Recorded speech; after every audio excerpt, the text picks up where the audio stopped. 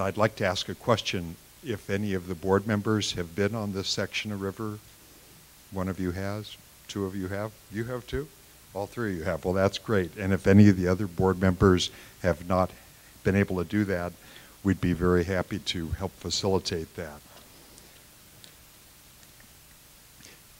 The comments that I'd like to spend most of my time on tonight deal with the economy. And this last year in California, gas prices went well over $4 a gallon. Our business in California, which unfortunately was not in Calaveras or Amador County, it was in El Dorado County and Tuolumne County, actually went up quite significantly because Californians were vacationing closer to home. Our clients come from East Bay and they enjoy seeing rivers like this. In our local area, unemployment is very high, and this could make a valuable contribution to the economy of the area because it's an easy Class 2 and very inexpensive trip. It's great for senior citizens. I've had the pleasure of taking several women in their 80s down the river, and they had a wonderful time. It was a joy because they said they had thought they would never be able to do a rafting trip. The section below Highway 49 bridge is the most beautiful section, and we urge that you preserve that because there is a conservation alternative. If we are allowed, we would start a commercial rafting operation there this summer, and we would ask that you extend the April 6th deadline because I really don't think that's enough time. Thank you.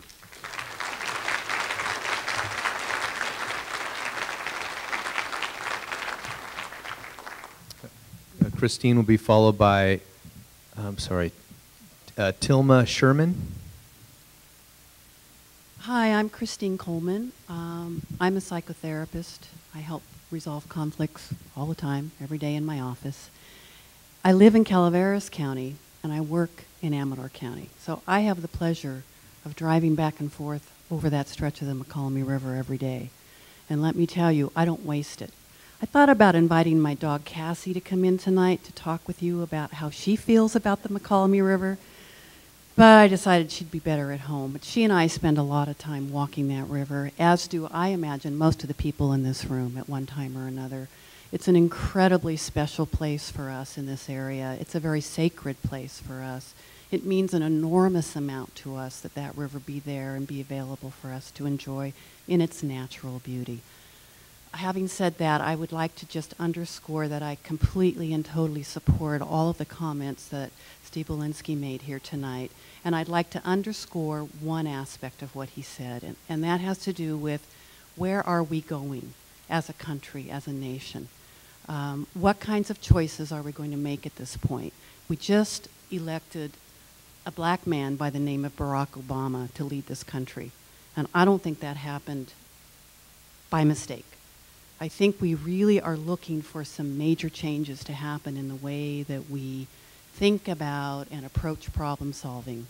And so what I'd like to ask you to think about is, do we really want to continue the same old, let's throw something bigger at the problem. No matter what we need in this country, we can always have more.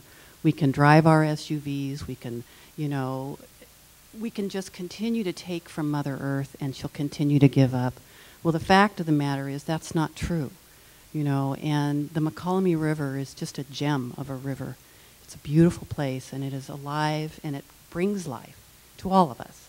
And it's really important, I think, that we think about that when we make these kinds of decisions, that there is some way that we can get the water that you need. You can get the water that you need. It's our earth. Without having to take a natural resource like the Mokelumne River and stop it from flowing. Well, I ask you please to consider that. Thank you very much.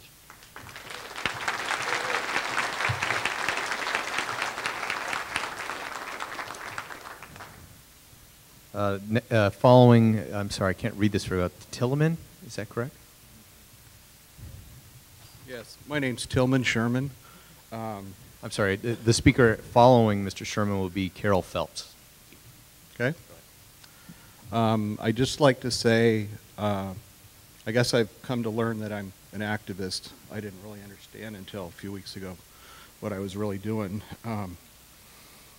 And I work very hard for things I support, and I work very hard against things that I don't support. I don't support this. My wife Sharon Romano sitting here, she does not support this. I live in San Andreas. San Andreas does not support this. I live in Calaveras County. Calaveras County does not support this. I'm the chair of the San Andreas Sanitary District. The district does not support this. I'm the chair of the Calaveras Democratic Party. The party does not support this. I'm a member of the Rural Caucus. The Rural Caucus does not support this. I'm a member of the Progressive Caucus. They don't support this. I'm a member of the Environmental Caucus. They don't support this. I'm a member of TBRC. They don't support this. I'm a member of the Calaveras Planning Coalition with Tom Infasino. You heard what he had to say. I'm a member of the Sierra Club. They don't support this. I'm a member of the Foothill Conservancy. You heard Chris Wright. He doesn't support this. So I encourage you guys to find a path of less resistance than what you're going to incur. You'll meet a tremendous amount of organized resistance for this. Our forests have been clear-cut. Our air is polluted by the Bay Area. Bay Area developers come up here and they build incompatible projects. We're completely fed up with others coming up here and pillaging our environment. We're not going to sit and watch it anymore. Trust me in saying that we will organize and we will fund a sustainable fight against you folks flooding our precious water. We'll do it today and we'll do it tomorrow. With all due respect, find a different alternative. Thank you.